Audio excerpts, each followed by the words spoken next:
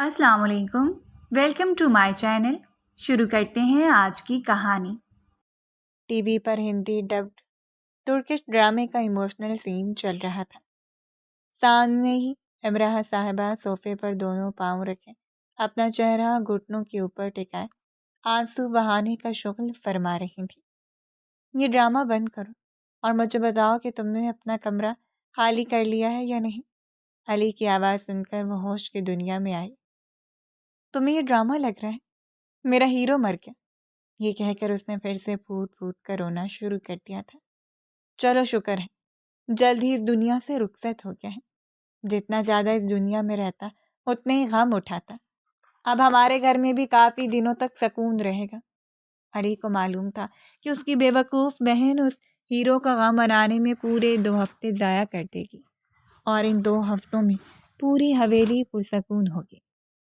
मुझे बताओ, मैंने तुम्हें जो काम कहा था तुमने वो किया है या नहीं? मैं अपना कमरा किसी को भी नहीं दूंगी। हीरो के गम को साइड पर रखते हुए वो लड़ने के लिए मैदान में उतर आई थी। मेरा दिमाग खराब मत करना। आज शाम 6 बजे वो यहाँ पर पहुँच रहे हैं। मेरी बला से वो 3 बजे यहाँ पहुँच जाए, मगर मैं अपना कमरा किसी को भी नहीं दूँ। वो मेरा घर है। मैं अपना घर कैसे किसी अजनबी के हवाले कर सकती हूँ? तुम्हारी डायलॉग बाजी की तो ऐसी की तैसी। फरहान को बड़ी जल्दी अपना कमरा दे दिया था, क्योंकि वो उस गांव के जाहिल मच्छर की तरह नहीं था और वो सिर्फ 2 दिनों के लिए यहाँ पर आया था। इमराह ने एक एक लफ्ज़ को चबाते हुए कहा था। जिसे तुम जाहिल कह रही हो और मच्छर कहकर पुकारी हो, उस पर आधे गांव की लड़कियां मरती हैं। मेरी बला से सारी लड़कियां उस पर मर जाएं, लेकिन मैं अपना कमरा उसके हवाले नहीं करूँगी। उस भेंडू को बोलो कि वहाँ गाँव में ही रहे, या अगर उसके पेट में इतना दर्द हो रहा है तो फिर जाकर किसी फ्लैट में रह ले, क्योंकि मैं तो अपना कमरा किसी कीमत पर भी नहीं दूंगी। ये कहकर वो तन फन करती हुई लाउंज से बाहर निकल गई। अली ने बेसाख्ता अपनी पेशानी को मसला। उसी वक्त उसका मोबाइल बजा। अबराज की कॉल थी। उसने जल्दी से कॉल अटेंड कर ली। यार, तुम क्यों अपने घर वालों को जहमत दे रहे हो? मैं किसी फ्लैट में रह लूँगा, और वैसे भी सिर्फ चंद दिनों की ही बात है। अरे मेरे यार, मैं यही तो तुझे कह रहा हूँ कि सिर्फ चंद दिनों की बात है।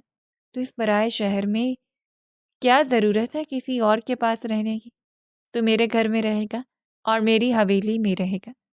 फिक्र मत करो, यहाँ पर तेरा हर तरह से पूरा पूरा ख्याल रखा जाएगा।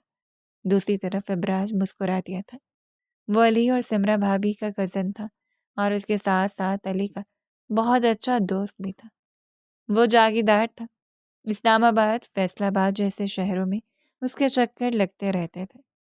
वहाँ पर उसने अपने लिए बंगले भी खरीदे हुए थे, लेकिन मुल्तान वो ज़िंदगी में पहली बार आ रहा था। यहाँ पर वो अपनी सियासी सरगर्मी के हवाले से कुछ काम करना चाहता था। अली को और सिमरा भाभी को जब इस बारे में पता चला तो उन्होंने जिद बांध ली कि तुम हमारे घर में ही आकर ठहरो, और कमरा कुर्बान करने की बारी आई बेचारी अमराह साहिबा की। वो तो हत्थे से ही उखड़ गई थी कि यूं किसी ऐरे गैरे को मैं हरगिज़ भी अपना कमरा नहीं दूंगी, और उस पेंडू इंसान को तो बिल्कुल भी नहीं दूंगी। इमरान ने भी अभी तक उसका चेहरा नहीं देखा था, और ना ही वो इसके बारे में कुछ खास जानती थी, क्योंकि जिस दिन अली के साथ वो हवेली आया था उस दिन मोहतरमा कॉलेज में टेस्ट में चीटिंग करने में मसरूफ़ थी। बाद में उसे पता चला तो उसने नाक से मक्खी उड़ाई, यानी उसे इन चीज़ों में कोई ख़ास इंटरेस्ट नहीं था। उसकी अपनी एक छोटी सी ज़िंदगी थी जिसमें वो बहुत ज़्यादा मगन थी। शाम के वक्त टी टाइम पर सब लोग इकट्ठे हुए थे।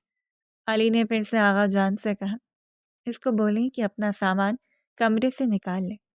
इसके पास सिर्फ 2 घंटे हैं, वो यहाँ पर पहुँच जाएगा। क्यों आप मुझे उसके सामने शर्मिंदा करवाना चाहते हैं? अमरा ने बेसाख्ता खौफ से थूक निकला था। आगा जान ने उसे दोपहर के वक्त ये बात समझा दी थी कि वो तुम्हारे कमरे में ही ठहरेगा, क्योंकि जो मेहमान खाना था वहाँ पर रेनोवेशन का काम हो रहा था। अली ने खुद भी अपने कमरे में काम शुरू करवाया हुआ था। उसका कमरा मेहमान को रखने के काबिल नहीं था, और बाकी के कुछ कमरों में मुलाजमा औरतें रह रही थीं, क्योंकि उनकी एनेक्सी में رینوویشن ہو رہی تھی، تو اسی طرح سے انہیں حویلی سے نکالنا مناسب نہیں لگتا تھا۔ اس لیے آغا جان نے اسے قربانی دینے کے لیے کہا۔ ابھی بھی جب آغا جان نے اس سے پوچھا تو وہ اپنا سر جھکا کر اپنی انگلیاں چٹکانے لگی تھی۔ یہ کیا طریقہ ہے امرا بیٹا؟ آپ کو ذرا سا بھی احساس ہے کہ آپ کی اس حرکت سے ہم مہمان کے سامنے کتنا شرمندہ ہو جائیں گے؟ ہم پورے خاندان میں اپنی مہمان نوازی کی وجہ سے ہی مشہور ہیں۔ آپ کیوں ہماری ناک کٹوانا چاہتی ہیں؟ وہ میٹھے میٹھے لہجے میں اس کو اچھا خاصا ذلیل کر چکے تھے۔ دل ہی دل میں آنے والے کو گالیاں دیتی ہوئی وہ اپنے کمرے میں چلی گئی۔ جتنا بھی ضروری سامان تھا اس نے اپنے کمرے سے اٹھا لیا تھا، صرف چند چیزیں باقی رہتی تھیں، مگر تب تک وہ موصوف حویلی میں داخل ہو چکے تھے۔ اللہ کرے کہ اسے پھر سے گاؤں میں کوئی کام آ جائے اور یہ واپس چلا جائے۔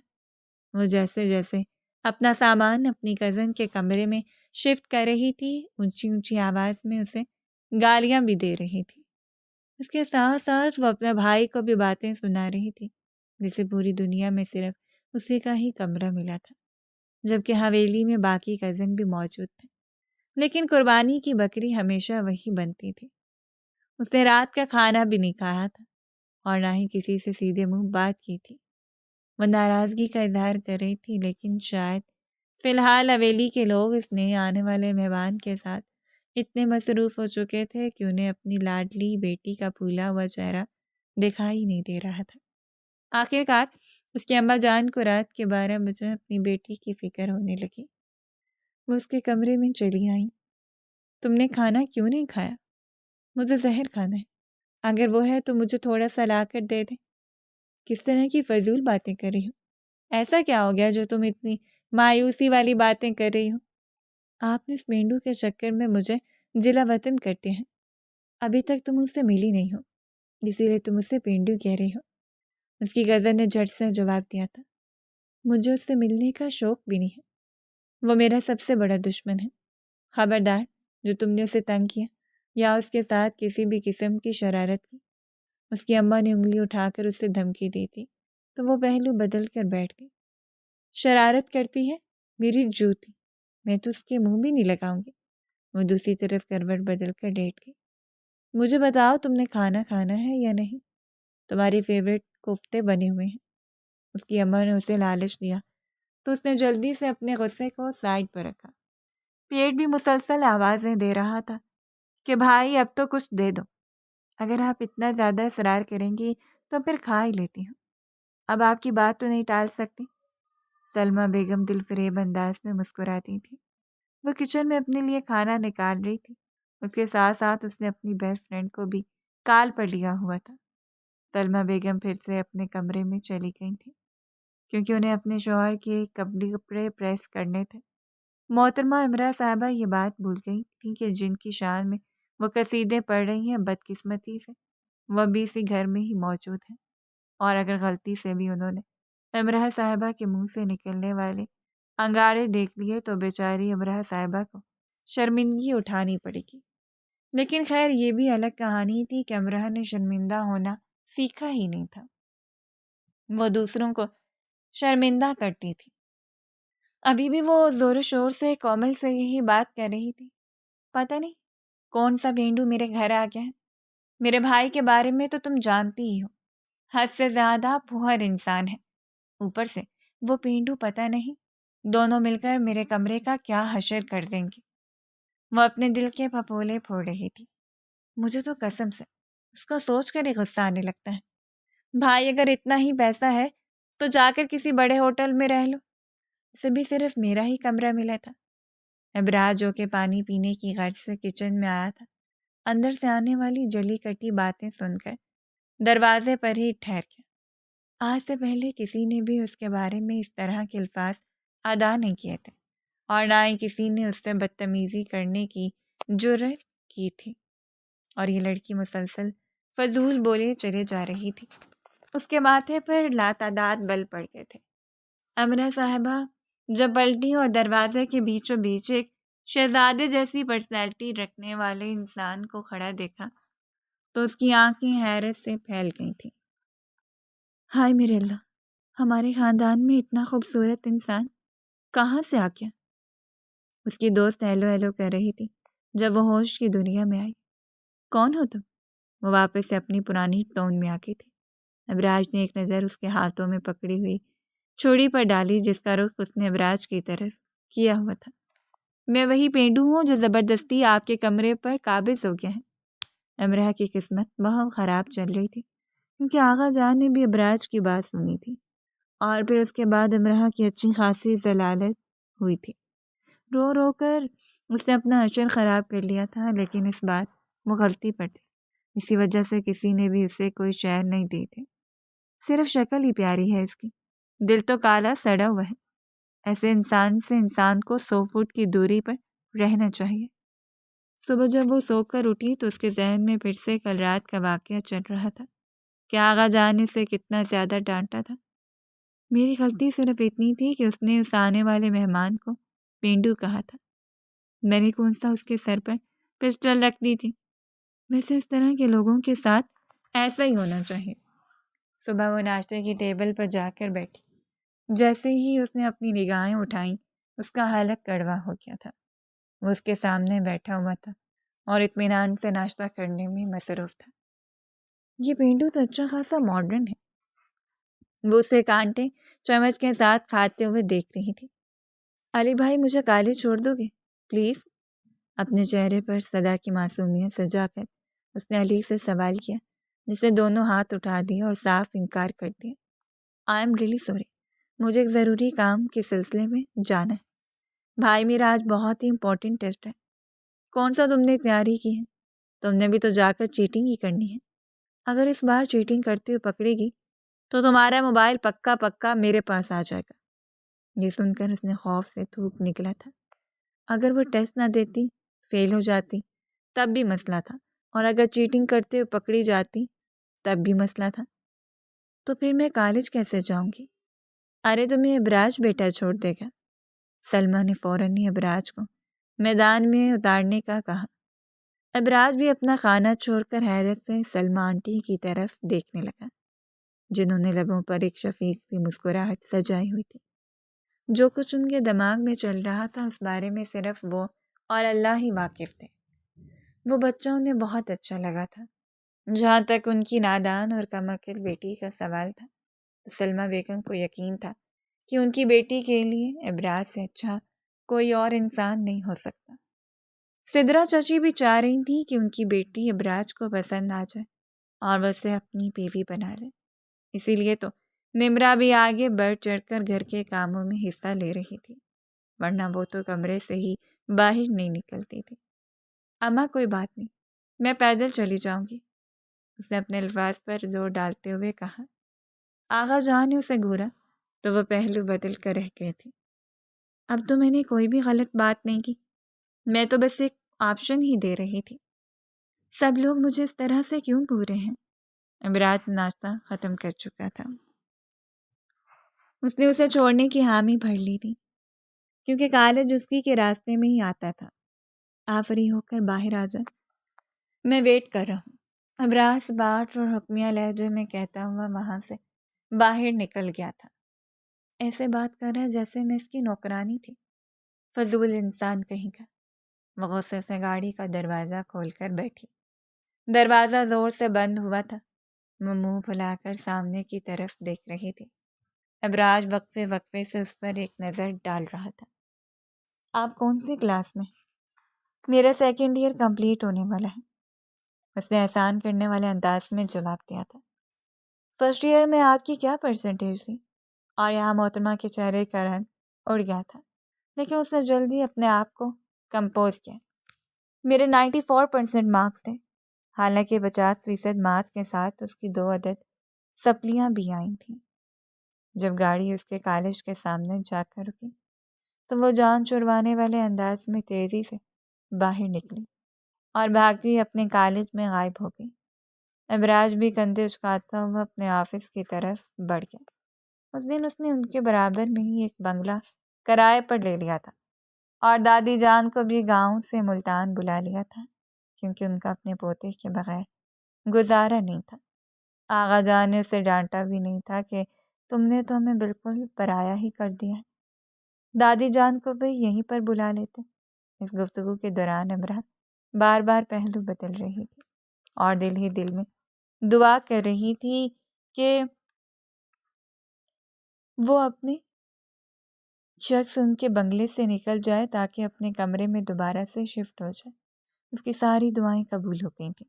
صرف 2 دن اس کے گھر میں گزارنے کے بعد وہ اپنے بنگلے میں شفٹ ہو گیا تھا۔ امرا صاحبہ نے باقاعدہ طور پر اونچی آواز میں ابرار الحق کے گانے لگا کر بھنگڑے ڈالے تھے۔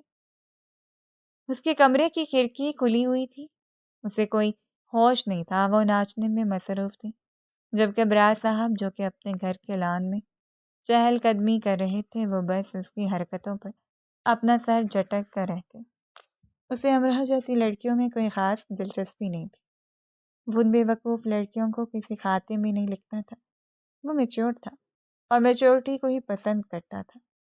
مغرور اتنا تھا کہ دوبارہ اپنی بات نہیں دہراتا تھا، اور جو ایک بار اسے اگنور کرنے کی کوشش کرتا وہ اس کی ایگزسٹنس کو ہی بھلا دیتا تھا۔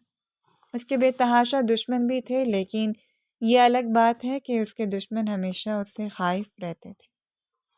بھنگڑے کے دوران ہی اچانک امرا کی نظر کھڑکی سے باہر پڑی، جہاں وہ اطمینان سے کھڑا کافی پی رہا تھا اور ساتھ اس کو دیکھے جا رہا تھا۔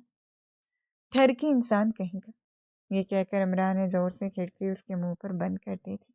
اب تو اسے کوئی مسئلہ بھی نہیں تھا، کیونکہ یہ اس کے گھر کا مہمان نہیں تھا۔ جان چھوٹی 100 لاکھوں پار، لوٹ کے بدھو گھر کو ہے۔ ادھر لگا تھا کہ ان لوگوں نے اس کے کمرے کا اشر بگاڑ دیا ہوگا، لیکن وہ اپنا کمرہ جیسا چھوڑ کر گئی تھی وہ ویسا ہی تھا۔ سامان کو شفٹ کرنے میں وہ کافی زیادہ تھک چکی تھی، اسی لیے فوراً ہی نیند کی گہری وادیوں میں چلی گئی۔ ادھر گرمیوں کی چھٹیاں ہوئیں، ادھر پرانی حویلی سے سارے کزنز ہلا گلا کرتے ہوئے ابراج کی حویلی میں شفٹ ہو گئے۔ یہ بھی ان کے لیے ایک نیا ایڈونچر ہی تھا۔ امرا کی بھی ان دوفروں کے ساتھ اچھی خاصی دوستی ہو گئی تھی، اور اس دوران ابراج کا روح بھی کھل کر ان کے سامنے آ گیا تھا۔ وہ اچھا خاصا وسیلہ انسان تھا، ذرا سی بات پر اس کے ماتھے پر بل بن جاتے تھے اور اس کا چہرہ لال انگارہ ہو جاتا تھا۔ کبھی کبھار تو امرا اس کے ان تاثرات کو انجوائے کرتی تھی اور کبھی کبھار ڈر کر فوراً ہی سائڈ پر ہو جاتی تھی۔ اب تو ابراج نے اسے بھی اچھا خاصا ڈانٹنا شروع کر دیا تھا۔ ابراج لان میں بیٹھا اپنا ایک امپورٹنٹ پروجیکٹ کر رہا تھا جب اچانک کی ایک بال آئی جو کہ کیچڑ سے بھری ہوئی تھی۔ اس بال نے ابراج کے سارے پیپرز خراب کر دیے تھے اور کچھ چھینٹے اس کی سفید شرٹ پر بھی جا گرے۔ پہلے تو اسے یقین ہی نہیں آیا، پچھلا پورا ہفتہ اس نے اس پروجیکٹ پر لگایا تھا، آج تو وہ کمپلیٹ ہونے والا تھا۔ اس پروجیکٹ نے اس کی راتوں کی نیند بھی حرام کر دی سی۔ دوسری طرف امرا صاحبہ نے زندگی میں پہلی بار اتنا بڑا چکا مارا تھا، اور پہلی بار اس نے اپنے پاؤں پر بہت بڑا کلہارا بھی مارا تھا۔ وہ بال لینے کے لیے جیسے ہی لان میں انٹر ہوئی، ابراج کے کپڑوں کی حالت دیکھ کر اس نے بے اختیار خوف سے تھوک نکلا۔ الٹے قدموں وہاں سے جانے ہی لگی تھی کہ ابراج کی نظر اس پر پڑی۔ ابھی اور اسی وقت وہاں پر رک جا، ورنہ مجھ سے برا کوئی بھی نہیں ہوگا۔ اس نے بے اختیار خوف سے اپنی آنکھیں بند کی۔ آپ سے برا تو ویسے بھی کوئی نہیں ہے۔ اس کی زبان میں حرکت ہوئی تھی۔ ابراج عین اس کے سامنے جا کر کھڑا ہوا۔ یہ بال کس نے پھینکی ہیں؟ وہ براہ راست اس کی آنکھوں میں دیکھ کر سوال کر رہا تھا۔ وجدان جو کہ اس کے پیچھے پیچھے ہی آ رہا تھا، ابراج کو اس کے ساتھ کھڑا دیکھ کر الٹے قدموں واپس پلٹ گیا، اور اس کے بعد سارے کزن ہی تتر بتر ہو گئے تھے۔ امرا نے ادھر ادھر دیکھا تو اس کا دور دور تک کوئی نام و نشان ہی نہیں تھا۔ تمہیں اندازہ بھی ہے کہ یہ کتنا امپورٹنٹ پروجیکٹ تھا؟ وہ الگ کے بل دھاڑا تو وہ خوف کے مارے اپنی جگہ پر اچھل پڑی۔ اس نے بے اختیار ایک لمحے کے لیے اپنی آنکھیں بند کی تھیں۔ دل تھا جو سینہ چیخ کر باہر آنے کو تیار ہو گیا تھا۔ آئی ایم سوری، کیا تمہاری سوری سے یہ سب کچھ ٹھیک ہو جائے گا؟ میرا پورا ہفتہ اس پروجیکٹ میں ضائع ہو گیا ہے، جیسے تم نے منٹوں میں ہی تباہ و برباد کر دیا۔ تم سے زیادہ بدتمیز اور فضول لڑکی میں نے اپنی ساری زندگی میں نہیں دیکھی۔ امراح کی آنکھوں سے آنسو ٹوٹ کر اس کے گالوں پر آ کر ٹھہر گئے، مگر وہ نہیں رکا۔ وہ ایسے ہی ذلیل کر رہا تھا۔ یہاں کھڑی میرا منہ کیا دیکھ رہی ہو؟ دفع ہو جاؤ یہاں سے۔ اس نے انگلی اٹھا کر اسے وہاں سے نکلنے کا اشارہ کیا اور امراح اپنے لبوں پر ہاتھ رکھ کر اپنی سسکیاں دباتی ہوئی روتی ہوئی حویلی پلٹ کر آ گئی تھی۔ وہ بہت برے طریقے سے رو رہی تھی۔ ابراج کو اپنے کیے پر بالکل بھی افسوس نہیں تھا۔ حالانکہ جب بعد میں دادی جان کو پتہ چلا تو انہوں نے ابراج کو ڈانٹا تھا۔ کیا ضرورت تھی اس معصوم سی بچی کو ڈرانے کی؟ اس معصوم سی بچی نے میرا کام تباہ کر دیا ہے اور دوبارہ میں اسے اس حویلی میں نہ دیکھوں۔ اگر اب وہ اس حویلی میں آئی تو میں اسے اٹھا کر باہر پھینکوں گا۔ اس نے ایک نیا حکم صادر کیا تھا۔ دوسری طرف امراح نے بھی پکا ارادہ کیا ہوا تھا کہ چاہے کچھ بھی ہو جائے وہ دوبارہ ابراج صاحب کی حویلی میں نہیں جائے گی۔ میری طرف سے بھاڑ میں جائے فضول انسان۔ پتہ نہیں خود کو سمجھتا کیا ہے، جیسے کسی ملک کا پرائم منسٹر ہو۔ شکل اس کی مالی بننے والی بھی نہیں ہے۔ اس شکل کے بندے کو تو میں اپنا نوکر بھی نہ رکھوں۔ اس نے دل کھول کر ابراج کی برائیاں کی تھیں، جس میں سے کچھ باتیں اس کی کزن نمرہ نے فوراً سے ابراج کو جا کر بتائیں اور اپنی وفاداری کا ثبوت دینے کی ناکام کوشش کی، لیکن وہ اس وقت اپنا چھوٹا سا منہ لے کر بیٹھ گئی تھی جب ابراج نے اسے دو ٹوک انداز میں کہا، یہ لگائی بجھائی والے کام چھوڑ دو، مجھے یہ سخت ناپسند ہے۔ دوبارہ مجھے آ کر نہ بتانا کہ کس نے میرے بارے میں کیا کہا تھا۔ میرے پاس اتنا فضول وقت نہیں ہے جو میں ان کے خیالات کے بارے میں سنتا پھروں۔ نمرہ کی اچھی خاصی ضلالت ہو گئی تھی، لیکن وہ اس بات پر خوش ہو گئی تھی کہ ابراج اس کی خوبصورت کزن یعنی امراح کو پسند نہیں کرتا۔ دوسری طرف وجدان نے حویلی میں اپنی پسند کا اظہار کر دیا تھا۔ اسے اپنی کلاس فیلو سے محبت ہو گئی تھی۔ اب آغا جان نے رشتہ بھی مانگ لیا تھا۔ حویلی میں ان کے نکاح کی تیاریاں ہو رہی تھیں۔ نکاح میں ابھی ایک ہفتہ باقی تھا اور سب کزنس ڈھولک رکھ کر بیٹھ گئے تھے۔ محترمہ امراح صاحب کو تو بچپن سے ہی گانے بجانے کا بہت شوق تھا۔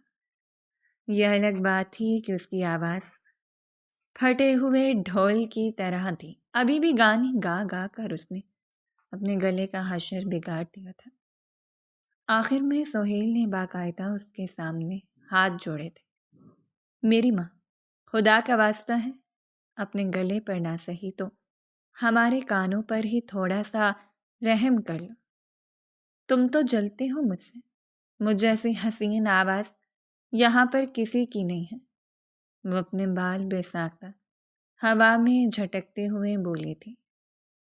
ابراج جو کہ وہیں پر ہی رکھی ایک کرسی پر بیٹھا ہوا تھا، وہ اس کی بات سن کر اس کے چہرے کو دیکھ کر رہ گیا، جہاں صدا کی معصومیت تھی، لیکن اس معصومیت کے پیچھے جو شیطانیت تھی وہ اس سے بھی واقف تھا۔ امراح کی نظریں بھی اس کی نظروں سے ملی تھیں، لیکن اس نے فوراً سے ہی اپنی نگاہیں پھیر لی تھیں۔ بھاڑ میں جائے فضول انسان، بدلہ تو میں بھی لے کر ہی رہوں گی۔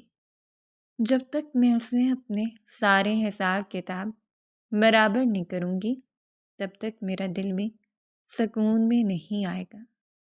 اگلے 2 دنوں میں اسے بدلہ لینے کا موقع مل گیا تھا۔ تب تک ابراج کی دادی بھی اسے منانے کے لیے آ گئی تھی۔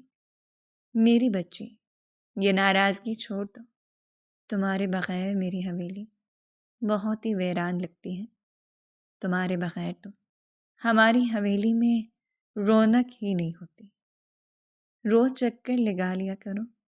دادی جان کی باتیں سن کر اس کے لبوں پر شیطانی سی مسکراہٹ پھیل گئی تھی۔ یہ قدم دادی جان نے ابراج کو بتائے بغیر اٹھایا تھا، اور ویسے بھی اس انسان کو بتانے کا کوئی خاص فائدہ نہیں تھا، کیونکہ وہ ہمیشہ حویلی والوں کی باتوں کی مخالفت ہی کرتا تھا۔ وہ من مرضی کا بندہ تھا۔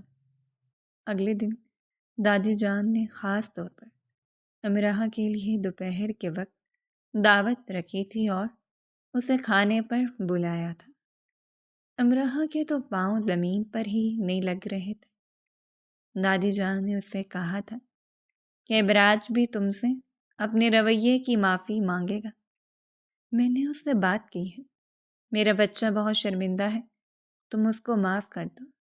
امراح نے احسان کرنے والے انداز میں کہہ دیا کہ میں ابراج کو معاف کر چکی ہوں، جبکہ دل ہی دل میں تو وہ اس کے خون پینے کا ارادہ رکھتی تھی۔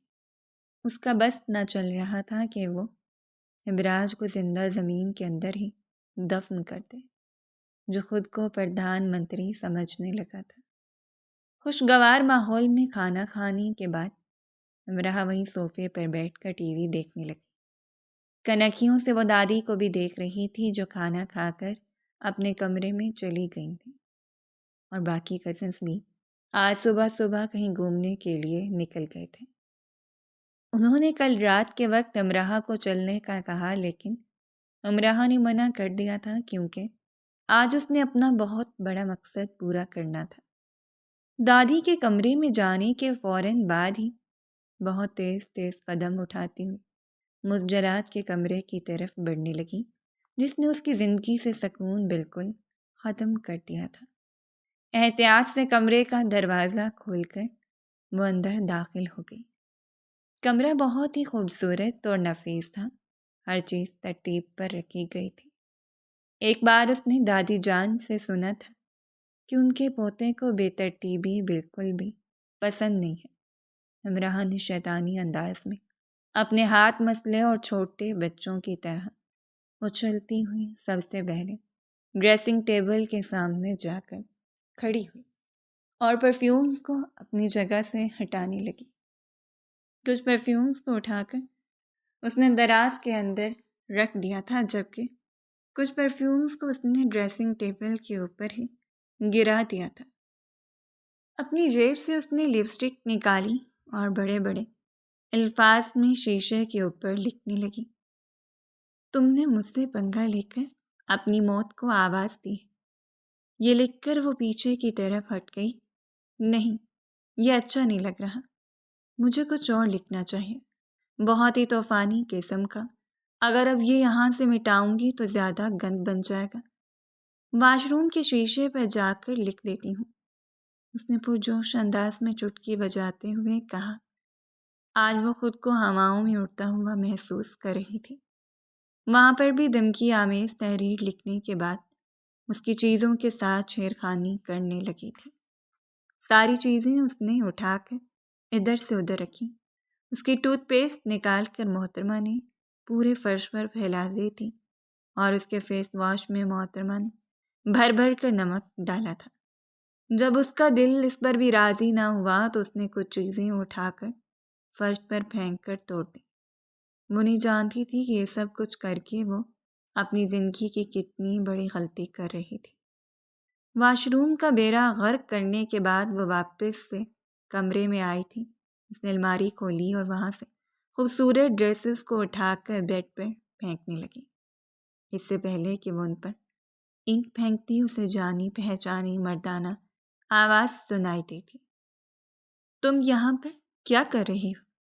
اس نے نگاہیں اٹھائیں تو وہ سامنے ہی دروازے کے ساتھ ٹیک لگا کر کھڑا تھا اور اپنے مخصوص انداز میں اسے خونخوار انداز میں دیکھ رہا تھا۔ یہ میرے کپڑے باہر کیوں نکالے ہیں؟ اور میری چیزیں تم نے ان کے ساتھ چھیڑخانی کی ہے نا؟ وہ دانت پیستے ہوئے بولا تو اس نے تیزی سے نفی میں سر ہلا دیا۔ میں نے کچھ بھی نہیں کیا، میں تو ابھی تھوڑی دیر پہلے یہاں پر آئی تھی۔ دادی جان نے کہا تھا کہ آپ کا ڈریس پریس کر دو۔ میں نے تو دادی جان کو ایسا کچھ بھی نہیں کہا، وہ برچکاتے ہوئے بولا تھا۔ شاید آپ بتا کر بھول گئی ہوں گے۔ اگر ڈریس پریس نہیں کروانا تو کوئی بات نہیں، میں چلی جاتی ہوں۔ وہ پھرتی کا مظاہرہ کر کے اس کے برابر سے ہو کر باہر نکلنے ہی لگی تھی کہ ابراج نے غیر ارادی طور پر اس کا بازو پکڑا اور اسے دوبارہ سے کھینچا۔ وہ اپنا توازن برقرار نہیں رکھ پائی اس سے پہلے ہی کہ وہ زمین بوس ہوتی۔ ابراج نے اسے اپنی باہوں میں تھام لیا تھا۔ اس چھوٹی سی لڑکی نے خوف سے اپنی آنکھیں میچ لی تھی۔ اس نے ابراج کی شرٹ کو مضبوطی سے اپنے ہاتھوں میں جکڑا ہوا تھا اور اس کا وجود بھی خوف سے لرز رہا تھا۔ وہ اس کے جسم کی کپکپاہٹ کو محسوس ہو رہا تھا۔ کچھ ہی دیر کے بعد امراح نے اپنی آنکھیں کھولی، اسے اپنے انتہائی نزدیک دیکھا تو چیخ مار کر زور سے پیچھے کی طرف ہٹی۔ اس بار ابراج نے اسے پکڑنا مناسب نہیں سمجھا تھا۔ امراح بیگم کا سر زور سے زمین کے ساتھ جاگ کر لگا۔ اس نے چیخ و پکار شروع کر دی تھی۔ ابراج کے کمرے کا دروازہ کھلا ہوا تھا، اس لیے آواز باہر صاف جا رہی تھی۔ ابراج کی امی مریم بیگم چیخوں کی آواز سن کر کمرے میں آئیں تو بیچاری بچی کو زمین پر پڑا ہوا دیکھ کر انہوں نے انتہائی غصے سے اپنے بیٹے کو گھورا تھا۔ اب کیا کیا ہے تم نے؟ اماں، میں نے کچھ بھی نہیں کیا۔ اس سے پوچھو کہ یہ میرے کمرے میں کیا کر رہی تھی۔ خالہ جان، مجھے انہوں نے بلایا تھا۔ اس نے ابراج کے منہ پر جھوٹ بولا تھا۔ تم کہہ دو کہ تم جھوٹ بول رہی ہو، ورنہ انجام کی ذمہ دار تم خود ہوگی۔ دیکھا خالہ جان کیسے مجھے دھمکیاں دے رہے ہیں۔ پہلے ہی انہوں نے کہا کہ میں ان کے کپڑے پریس کر دوں، اور اب یہ تم ایک انتہائی ڈرامے باز اور جھوٹی لڑکی ہو۔ تمہیں بس بہت ہو گیا۔ خبردار جو تم نے سے ایک مزید لفظ کہا، میں تمہاری زبان کاٹ ڈالوں گی۔ تمہاری وجہ سے میں اس بیچاری بچی کی ماں کے سامنے شرمندہ ہو کر رہ گئی ہوں۔ تم ہوتے کون ہو اسے ڈرانے دھمکانے والے؟ اب اگر تم نے اسے کچھ بھی کہنے کی کوشش کی تو میں تمہیں دھکے دے کر حویلی سے باہر نکال دوں گی۔ مریم بیگم نے فوراً سے امراح کو اپنی سینے کے ساتھ لگا لیا اور ابراج کو ڈانٹ کر رکھ دیا۔ جب وہ ابراج کے کمرے سے باہر نکل رہی تھی تو اس نے ابراج کو نقلیں اتاری تھیں۔ ابراج غصے سے زمین پر پاؤں جھٹک کر رہ گیا تھا۔ اس لڑکی کا دماغ تو اب مجھے سیٹ کرنا ہی پڑے گا۔ امراح بیگم، آپ نہیں جانتی کہ آپ نے کس سے پنگا لیا ہے۔ اگر تو تم مجھ سے معافی مانگ لیتی تو شاید میں تمہیں معاف کر دیتا، لیکن اب تمہیں اپنے کیے کا حساب دینا ہوگا۔ دل ہی دل میں اس سے مخاطب ہوتا ہوا وہ اسے دھمکیوں سے نواز رہا تھا۔ مریم بیگم اگر ذرا دیر کے لیے اس کے کمرے میں نہ ٹھہر جاتی اور شیشے پر لپسٹک سے بنے ہوئے حروف پڑھ لیتی تو شاید وہ اپنے بیٹے کی بات پر یقین کر لیتی، لیکن انہیں تو صرف امراح کے آنسو نظر آ رہے تھے۔ میری جان، رونا بند کرو۔ مریم بیگم نے امراح کے چہرے کو ہولے سے تھپ تھپایا۔ آنٹی، وہ مجھ سے اتنی نفرت کیوں کرتے ہیں؟ مجھے بتائیں کہ میں نے ان کا کیا بگاڑا ہے؟ امراح کو بچپن سے ہی ایکٹنگ کرنے کا بہت شوق تھا۔ ڈراموں والوں نے اسے کام نہیں دیا تو وہ حقیقی زندگی میں ہی ایکٹنگ کرنے لگی۔ ابھی بھی وہ تڑکش ہیروئن بن کر ان کی ہمدردیاں سمیٹ رہی تھی۔ میری جان، وہ تم سے نفرت نہیں کرتا ہے، تم سے کوئی نفرت کر ہی نہیں سکتا۔ تم تو بہت خوبصورت، بہت پیاری بچی ہو، تم تو پیکری محبت ہو۔ وہ اس کے ہاتھوں کو اپنے ہاتھوں میں لیتے ہوئے بولی تھی۔ وہ بس غصے کا تھوڑا سا تیز ہے، غصے میں اسے کچھ بھی سمجھ نہیں لگتی ہے۔ اکثر اوقات میرے ساتھ بھی اکھڑ سا ہو جاتا ہے، لیکن پھر بعد میں جب نارمل ہوتا ہے تو فوراً سے معافی مانگ لیتا ہے۔ وہ بھی ماں تھی، زیادہ دیر تک وہ بھی اپنے بیٹے کی برائیاں نہ کر سکی تھی، اس لیے فوراً سے اس کے حق میں باتیں کرنے لگی۔ میں نے ان کے کمرے میں کچھ دیکھا تھا آنٹی، امرہ نے سنسنی پھیلانے کی کوشش کی تھی۔ مریم بیگم نے فوراً ہی اپنا سر اس کے سر کے قریب کیا۔ کیا دیکھا تھا تم نے؟ ان کے کمرے میں ایک لپسٹک تھی، امرہ صاحبہ پرانی کھلاڑی تھی، وہ کوئی بھی ثبوت نہیں چھوڑتی تھی، لیکن اس بار جب وہ ثبوت چھوڑ آئی تو اسے اندازہ تھا کہ اسے کس طرح سے کور کرنا ہے۔ اس کی تو ایسی کی تیسی، ضرور اس نے اپنی کسی ماں کے لیے خریدی ہوگی۔ اس کو 1000 بار سمجھایا ہے میں نے کہ خبردار، جو تم نے باہر کسی عورت پر نظر رکھی، اس کی شادی میں اپنی مرضی سے کروں گی۔ رکو، تم ابھی سے اسے سبق سکھاتی ہوں۔ امرہ تو فوراً ہی اپنے گھر کی طرف بھاگ گئی تھی، جبکہ کمرے میں پہنچنے کے بعد انہوں نے ابراج کو باقاعدہ طور پر کانوں سے پکڑا تھا، جب اس نے اپنی ماں کے سر کی قسم کھائی کہ اس کی زندگی میں کوئی بھی نہیں ہے۔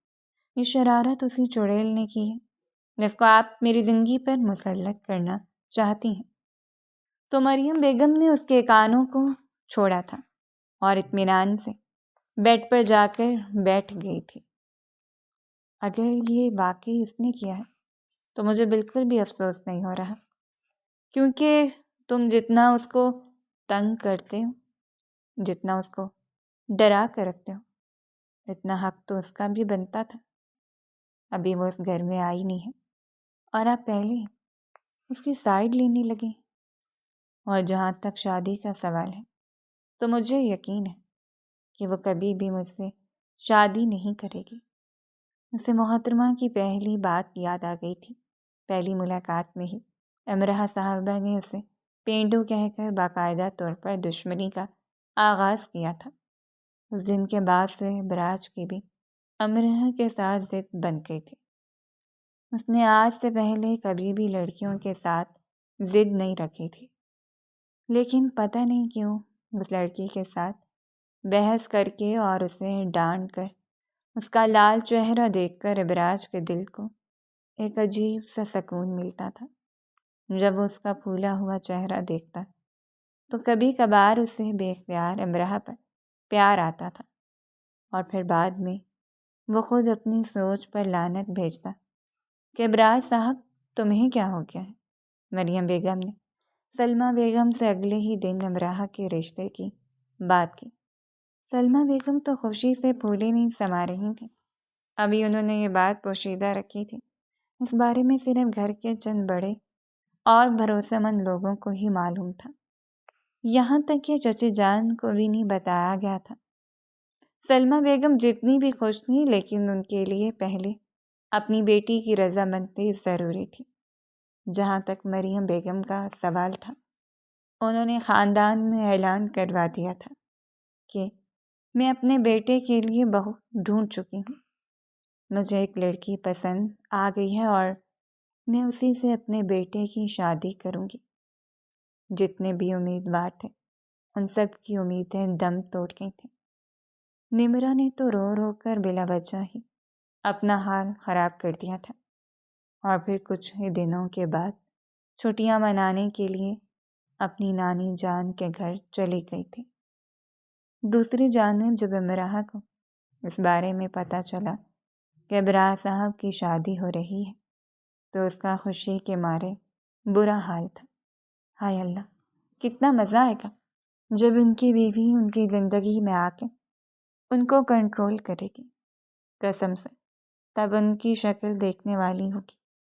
ہم پر ہر وقت غصہ کرتے رہتے ہیں، مزہ اس وقت آئے گا جب ان کی بیوی ان پر غصہ کیا کرے گی۔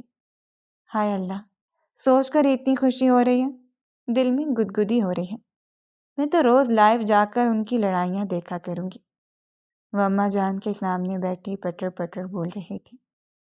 سلمہ بیگم نے اس کی بات سن کر بے ساختہ اپنی گردن جھکا لی۔ اگر تمہاری اس سے شادی ہو گئی تو؟ اماں، کس طرح کی باتیں کرتی ہیں؟ شب بولیں، مجھے اس جلاد سے نکاح کرنے میں کوئی خاص انٹرسٹ نہیں ہے۔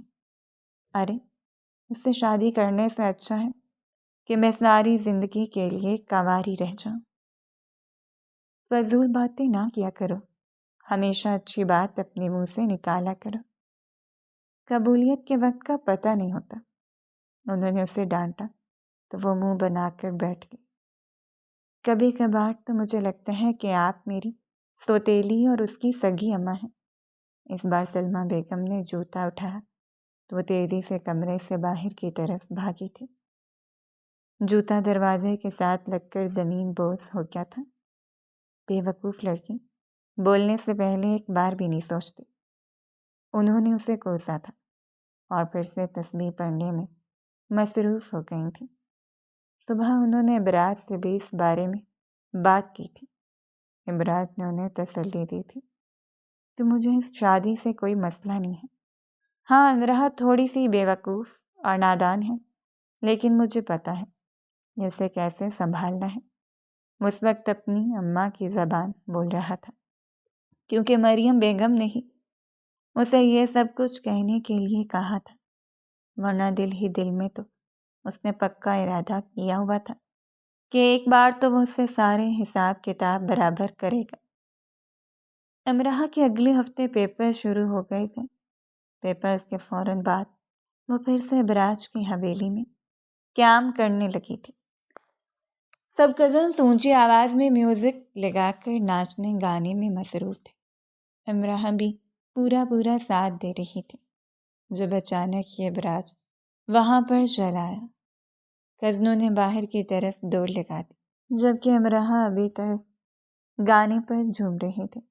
جیسی پلٹی، اس کا سر کسی بلڈوزر کے ساتھ جا کر ٹکرایا۔ ہائے میرے اللہ، یہاں پر دیوار تو نہیں تھی؟ اس نے اپنے سر کو بے چینی سے مسلتے ہوئے کہا تھا، لیکن جب نگاہیں اٹھائیں تو وہاں دیوار نہیں بلکہ بلڈوزر کھڑا تھا۔ ابراہ جسے کسینہ توڑ نظروں سے دیکھ رہا تھا۔ یہ سب کچھ کیا ہے؟ کیا پاگلوں کی طرح ناچے جا رہی ہو؟ امرا نے تھوک نکلا۔ وہ میں ابراج لالا۔ ابراج نے بے ساختہ اپنی مٹھی غصے سے بھینچی۔ لالا کس کو کہا ہے؟ میرا مطلب ہے کہ ابراج بھائی۔ اس نے اپنے الفاظ کی تصحیح کرنے کی کوشش کی، یعنی فی الحال تو وہ اسے بھائی اور لالا میں فرق بتانے کی پوزیشن میں نہیں تھی۔ یہ سب کچھ کیا ہو رہا ہے؟ وہ اصل میں آپ کی شادی آ رہی ہے نا، تو آپ کی شادی کے لیے ہی تیاریاں کر رہی تھی۔ یہ سن کر اس نے بے ساختہ اپنی مسکراہٹ دبائی تھی۔ میری شادی کی تیاریاں چھوڑو اور جا کر اپنی رخصتی کی تیاریاں کرو۔ وہ ایک لفظ کو چباتے ہوئے بولا۔ ارے لالا، آپ نے شاید غلط سنا ہے، میری نہیں بلکہ آپ کی شادی ہو رہی ہے۔ قسم سے بہت زیادہ مزہ آنے والا ہے۔ میں تو آپ کی شادی پر پیارا سا لہنگا بنواؤں گی۔ ظاہر سی بات ہے، تم لہنگا نہیں پہنو گی تو پھر کون پہنے گا؟ وہ بڑبڑایا۔ میں نے سنا نہیں، آپ نے کیا کہا؟ میں کہہ رہا ہوں کہ یہاں سے رفو چکر ہو جا، ورنہ بہت ہی برے طریقے سے پیش آؤں گا۔ آپ مجھ سے اچھے طریقے سے کب پیش آتے ہیں؟ منہ بناتی ہوئی وہ خاموشی سے حویلی سے باہر نکل گئی تھی۔ اس کے جانے کے بعد ابراج کھل کر مسکرا دیا تھا۔ بے وقوف لڑکی نہیں بلکہ معصوم لڑکی، اسے تو یہ بھی نہیں پتا کہ میری شادی اسی سے ہی ہونے والی ہے۔ ویسے اب تک اس کو بتا دینا چاہیے، کہیں ایسا نہ ہو شادی کی رات میرا چہرہ دیکھ کر ڈر کے مارے بے ہوش ہو جائے۔ اس نے اپنی داڑھی پر ہاتھ پھیرتے ہوئے کہا۔ ویسے میں اتنا بھی برا نہیں ہوں۔ کندھے اچکاتا ہوا وہ اپنے کمرے کی طرف بڑھ گیا تھا۔ آج کل اس پر بزنس کا بہت زیادہ برڈن تھا۔ سیاسی سرگرمیوں سے اس نے کنارہ کشی اختیار کر لی تھی، کیونکہ 2-3 بار اس پر حملہ ہو چکا تھا، اور وہ جانتا تھا کہ اگر وہ سیاست میں گیا تو اس سے اس کے خاندان کو بھی خطرہ پہنچے گا۔ وہ اپنے خاندان پر کوئی بھی آنچ نہیں آنے دینا چاہتا تھا، اسی لیے اس نے بزنس کی دنیا کا بے تاج بادشاہ بننے کا فیصلہ کیا تھا۔ دوسری طرف امرا کا بھی رشتہ آیا تھا۔ جب اسے پتہ چلا کہ لڑکا بہت امیر ہے تو وہ بھی ایکسائٹیڈ ہو گئی۔ اگلے ہی دن اس کا نکاح فائنل ہوا تھا۔ اس نے اماں سے لڑکے کی تصویر مانگی تو اس کی اماں نے اسے امراج کی تصویر دکھائی۔ اس کا چہرہ لٹھے کی مانند سفید ہو گیا تھا۔ اماں، آج اپریل فول نہیں ہے اور مجھے نہیں یاد حال ہی میں نے کوئی شرارت یا پھر کوئی غلطی کی ہو جس کی آپ مجھے اتنی بڑی سزا دے رہی ہیں۔ اس کی بڑی بڑی آنکھیں آنسوؤں سے بھر گئی تھیں۔ فضول باتیں مت کرو، یہ سزا نہیں ہے۔ تمہیں تو خوش ہونا چاہیے کہ تمہیں اتنا اچھا انسان مل رہا ہے۔ اماں، وہ مجھے کچا چبا جائے گا۔ اب تو مجھے پورا یقین ہو گیا ہے کہ وہ مجھ سے شادی صرف اور صرف اپنے بدلے لینے کے لیے کر رہا ہے۔ اماں، آپ نے فلموں ڈراموں میں نہیں دیکھا کیسے ہیرو ہیروئن سے شادی کرتے ہیں اور پھر نکاح کے دن ہی اسے پکو مت، میں نے ان لوگوں کو زبان دے دی ہے۔ میرا کیا ہوگا؟ مجھے یقین ہے کہ تم بہت خوش رہو گی۔ انہوں نے اس کے ماتھے پر بوسہ دیا تھا۔ وہ ان سے ناراض ہو گئی تھی۔ وہ علی سے بھی سیدھے منہ بات نہیں کر رہی تھی۔ اسے علی پر بھی بہت غصہ آ رہا تھا۔ ویسے تو علی ہر بات ہی اس سے شیئر کر دیتا تھا، لیکن علی نے اسے اس بارے میں کچھ بھی نہیں بتایا تھا، اور اب جب نکاح سے ایک دن پہلے اسے پتہ چل رہا تھا تو اس کے پاس نکاح کرنے کے علاوہ کوئی آپشن بھی نہیں بچتا تھا۔ ابراز صاحب نے اس پر ایک اور بم اس وقت پھوڑا جب انہوں نے نکاح کے ساتھ ہی رخصتی مانگ لی۔ امرا نے جس انداز میں سلمہ بیگم کی طرف دیکھا تھا، انہوں نے بے اختیار اپنی بیٹی سے نگاہیں چرائی تھیں اور پھر اسے ابراج کے ساتھ رخصت کر دیا گیا۔ امرا کو ابھی تک یقین نہیں آ رہا تھا کہ قسمت اس کے ساتھ اتنا بڑا مذاق کرے گی۔ وہ روسی جوڑے میں ملبوس کمرے میں بیٹھی اپنے شوہر نامدار کے آنے کا انتظار کر رہی تھی۔ کیا وہ آتے ساتھ ہی مجھے تھپڑ مارے گا، یا پھر مجھے کہے گا کہ صوفے پر سو جاؤ، یا پھر وہ مجھے کمرے سے باہر نکال دے گا؟ فلموں ڈراموں میں تو ایسا ہی ہوتا ہے۔ یا اللہ، اگر ایسا ہوا تو میں کیا کروں گی؟ میں اپنے گھر واپس چلی جاؤں گی۔ ہاں، میں ان بے وقوف لڑکیوں کی طرح اس کی کوئی بھی بات نہیں مانوں گی۔ اس نے گھونگھٹ ڈالا ہوا تھا اور اپنی گردن ہلکی سی جھکائی ہوئی تھی۔ وہ کافی اونچی آواز میں بربرا رہی تھی اور اپنے خیالات کا اظہار کر رہی تھی، اس لیے جب دروازہ کھلا تو اسے اندازہ ہی نہ ہو سکا۔ ابراج اس کی باتیں سنتا محظوظ ہوتا ہوا اس کے پاس ہی بیڈ پر آ کر بیٹھا۔ اس وقت امرا بھی ہوش میں آئی تھی۔ جلدی سے گردن اٹھائی تو وہ اس کے کافی نزدیک بیٹھا ہوا تھا۔ شرم کے مارے اس نے پھر سے اپنی گردن جھکا لی تھی۔ ہائے میرے اللہ، کیا اس نے میری ساری باتیں سن لی ہیں؟ ساری تو نہیں سنی، بس تھوڑی سی سنی ہے، اور آپ بالکل بھی فکر مت کریں۔ نہ تو میں آپ کو کمرے سے باہر نکالوں گا اور نہ ہی میں آپ کو صوفے پر سونے کے لیے کہوں گا، کیونکہ یہ واقعی میں کوئی فلم یا کہانی نہیں ہے، یہ حقیقی زندگی ہے۔ وہ کافی سنجیدگی سے گویا ہوا تھا۔ امرا نے پھر سے خوف سے تھوک نکلا۔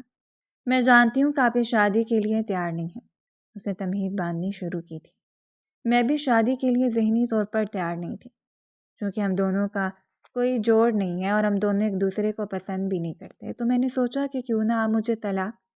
اس کے باقی کے الفاظ منہ میں ہی رہ گئے تھے کہ اچانک ابراج نے اس کا بازو پکڑ کر اسے اپنی طرف کھینچا تھا۔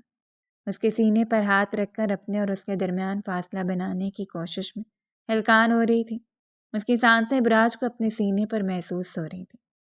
آج تو یہ بات اپنے منہ سے نکال دی ہے، دوبارہ یہ بات اپنے منہ سے مت نکالنا، ورنہ مجھ سے برا کوئی بھی نہیں ہوگا۔ شادی سے پہلے جیسا بھی تھا جو بھی تھا، لیکن اب تو میری بیوی ہو، تو میری عزت ہو، میری پناہ میں ہو، اور میرا فرض بنتا ہے کہ تمہاری عزت کروں، تمہاری حفاظت کروں اور تمہاری ہر ضرورت کو پورا کروں۔ اور محبت، اس کا کیا؟ امرا کے لبوں سے بے ساختہ پھسلا تھا۔ ابراج کے لب بھی ہولے سے مسکرا دیے۔ امرا سارے عرصے میں پہلی بار اس شخص کو مسکراتے ہوئے دیکھ رہی تھی۔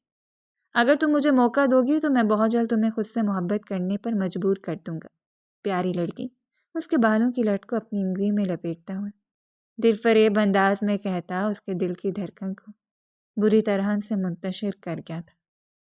امراض کا یہ روپ زندگی میں پہلی بار دیکھ رہی تھی، ورنہ اس نے ہمیشہ اس شخص کو غصے میں ہی دیکھا تھا۔ وہ ابراج لالا ایک اور بات کرنی تھی۔ دیکھو، یا تو مجھے اپنے سیاں بناؤ یا بھیا، یہ بیچ والے معاملات مجھے بالکل بھی پسند نہیں ہیں۔ وہ ایک ایک لفظ کو چبا کر بولا، آئی ایم ریئلی سوری۔ وہ میرے ذہن سے نکل گیا تھا۔ اپنے چھوٹے سے ذہن کو یہ بات سمجھا لو کہ اب میں تمہارا شوہر ہوں اور تم سے اس طرح سے پیش آؤں گا۔ معنی خیز میں کہتا ہوا سے بہت سی باتیں باور کروا چکا تھا۔ جب وہ فریش ہو کر باہر نکلا تو اپنی زلفوں کے ساتھ الجھ رہی تھی۔ اس کی طرف بڑھا اور بہت ہی آہستگی سے اس کے بالوں سے پنس نکالنے لگا تھا۔ تمہارے بال بہت خوبصورت ہیں، اس نے بے اختیار امراح کے سیاہ بالوں کی تعریف کی تھی۔ کیا پہلی بار دیکھ رہی؟ وہ حیرانگی سے گویا ہوئی تھی۔ ظاہر سی بات ہے، مجھے لگا تھا کہ آپ نے پہلے میرے بال دیکھے ہوں گے۔ میں لڑکیوں کو زیادہ نوٹ نہیں کرتا ہوں، لیکن آج کے بعد صرف اور صرف تمہیں نوٹ کیا کروں گا۔ اس کے گالوں کو پیار سے کھینچتے ہوئے بولا تھا۔ مجھے ابھی تک ہضم نہیں ہو رہا، میرے ساتھ کوئی مذاق تو نہیں کر رہے ہیں؟ امراح کی آنکھیں پھر سے آنسوؤں سے بھر گئی تھیں۔ وہ گہری سانس خارج کرتے اس کے کندھے پر ہلکا سا دباؤ ڈالتے ہوئے بولا، دیکھو میری بات سنو، اب میں یہ بات تمہیں کلیئر بتا رہا ہوں۔ میں نے تم سے نکاح کیا ہے، تمہیں اپنی عزت بنا ہے، اس لیے نہیں کہ میں تمہارے دل کے ساتھ کھیلنا چاہتا تھا یا پھر میں تم سے بدلہ لینا چاہتا تھا۔ بدلہ لینے کے لیے میرے پاس اور بھی بہت سے طریقے تھے۔ اگر میں نے تم سے شادی کی ہے، تم سے نکاح کیا ہے، تو اس کا مطلب یہ ہے کہ میں تمہارے ساتھ گھر بسانا چاہتا ہوں، تمہارے ساتھ ایک نئی زندگی کی شروعات کرنا چاہتا ہوں۔ لیکن میں تو بہت بے وقوف ہوں، یہ کہہ کر پھوٹ پھوٹ کر رونے لگی تھی۔ تم جیسی بھی ہو بہت اچھی اور مجھے پسند ہو، کیا اتنا کافی نہیں ہے؟ مجھ سے سوال کرتے بولا تو امراح بالکل خاموش ہو گئی تھی۔ میں ابھی اس رشتے کے لیے ذہنی طور پر تیار بھی نہیں ہوں، کیونکہ سب کچھ بہت اچانک ہوا ہے اور میں ابھی یہ سب کچھ قبول بھی نہیں کر پا رہی ہوں۔ تمہیں جتنا وقت چاہیے تم لے سکتی ہو، لیکن بہت زیادہ دیر مت کر دینا۔ امراح نے تشکر آمیز انداز میں اس کے چہرے کی طرف دیکھا تھا اور پھر جلدی سے چینج کر کے باہر لوٹی تو اس سے پہلے ہی صوفے پر لیٹا ہوا تھا۔ اس کا قد بہت زیادہ تھا، ٹانگیں صوفے سے باہر جا رہی تھی۔ امراح کو بے ساختہ افسوس ہوا۔ آپ بیڈ پر آ کر لیٹ سکتے ہیں، تمہیں انسیکیورٹی ہوگی، وہ اسے رسانیہ سے سمجھاتے ہوئے بولا تھا۔ اب اتنا تو میں کمپرومائز کر ہی سکتی ہوں، وہ معصومانہ انداز میں بولی تھی۔ اگر اتنے پیار سے بات کرو گی تو پھر کیسے چلے گا بیگم صاحبہ؟ اس کے گالوں پر پیار سے بوسہ دیتے ہوئے اطمینان سے بیڈ پر جا کر لیٹ گیا تھا۔